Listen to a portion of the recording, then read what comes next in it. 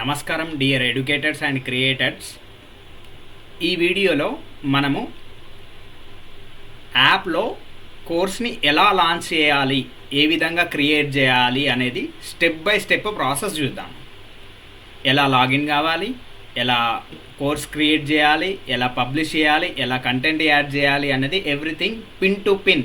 Validity ఎలా set చేయాలి, price ఎలా పెట్టాలి, కేటగిరీస్ ఎలా పెట్టాలి, ఎవ్రీథింగ్ అనేది మనం ఈ యొక్క వీడియోలో చూద్దాము. ఫస్ట్ గూగుల్ ఓపెన్ చేసుకుందాము.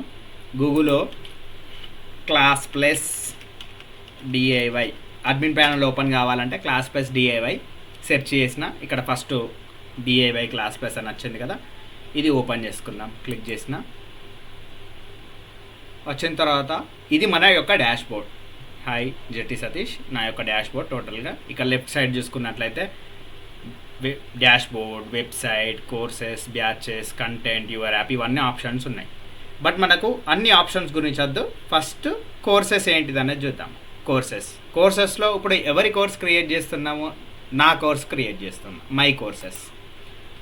మై కోర్సెస్లో ఇలా ఓపెన్ అయిన తర్వాత ఆల్రెడీ క్రియేట్ చేసిన కోర్సెస్ అనేది ఇక్కడ చూపిస్తాయి. బట్ మనం కొత్త కోర్స్ క్రియేట్ చేయాలి కాబట్టి క్రియేట్ కోర్స్ మీద క్లిక్ చేయడంతో ఇక్కడ నేమ్ వస్తుంది. కోర్స్ నేమ్ ఏంటి? ఫర్ ఎగ్జాంపుల్గా వేదిక్ మ్యాథ్స్ తెలుగు.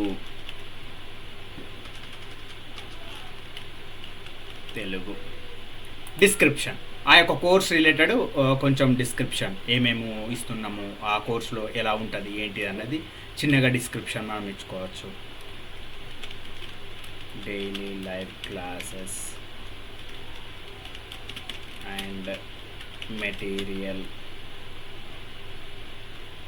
డిస్క్రిప్షన్ ఇచ్చేసుకున్నాం.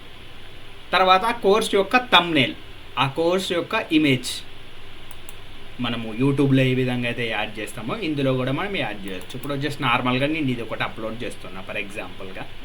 అది సైజు పర్ఫెక్ట్గా లేదు కాబట్టి ఈ విధంగా రెడ్గా చూపిస్తుంది, ఎందుకంటే నేను దీనికోసం స్పెషల్గా చేయలేదు కాబట్టి.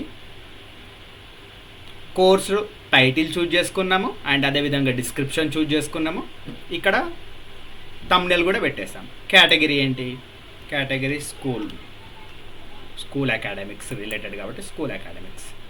ఇన్ కేస్ మనకు సంబంధించిన కేటగిరీ ఈ యొక్క మెయిన్ కేటగిరీలో లేదు అని అంటే ఇక్కడ సబ్ కేటగిరీలో యాడ్ చేసుకోవచ్చు. ఇందులో ఈ సబ్ కేటగిరీలో యాడ్ చేసుకోవచ్చు. ఈ సబ్ కేటగిరీలో వేదిక్ మ్యాథ్స్ అంటే కేటగిరీ అనేది ఎందుకు ఉపయోగపడుతుంది అని అంటే మన యాప్లో చాలా కోర్సెస్ని మనం లాంచ్ చేస్తూ ఉంటాం.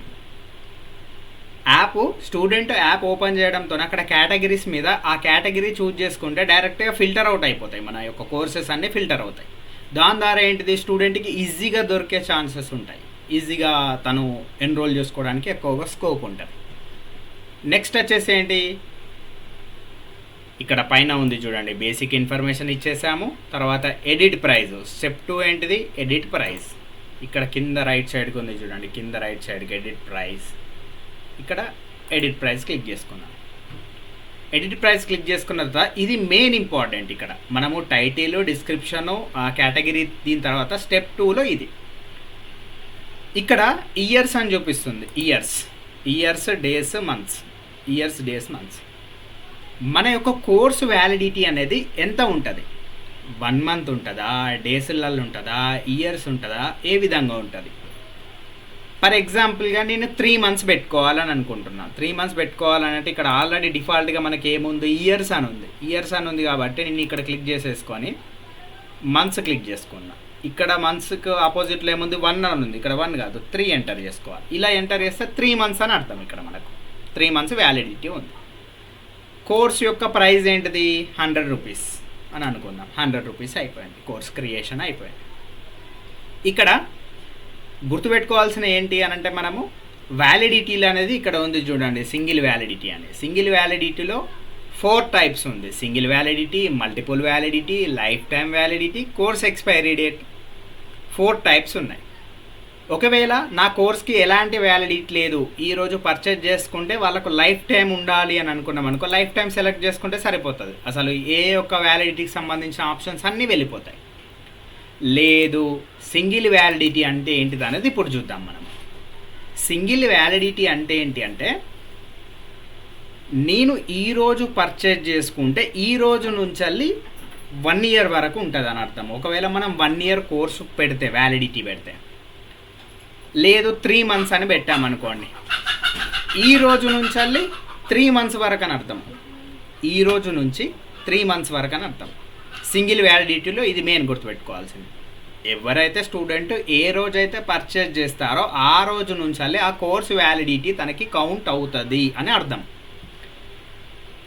సెకండ్, మల్టిపుల్ వ్యాలిడిటీ ఉంది కదా. మల్టిపుల్ వ్యాలిడిటీ అంటే ఏంటంటే సేమ్ ఒక రీఛార్జ్ ప్లాన్. మనం ఒక సిమ్ యూజ్ చేస్తూ ఉన్నాము, మన అవసరాన్ని బట్టి మనం రీఛార్జ్ చేసుకుంటాము. 1 మంత్ ఒకరు చేసుకుంటారు, 3 మంత్స్ ఒకరు చేసుకుంటారు, 6 మంత్స్ ఒకరు చేసుకుంటారు, 1 ఇయర్ ఒకరు చేసుకుంటారు. వాళ్ళ యొక్క కంఫర్టబిలిటీని బట్టి చేసుకుంటారు. నేను వేదిక్ మ్యాథ్స్లో నాకు పూర్ వేదిక్ మ్యాథ్స్ సబ్జెక్ట్లో.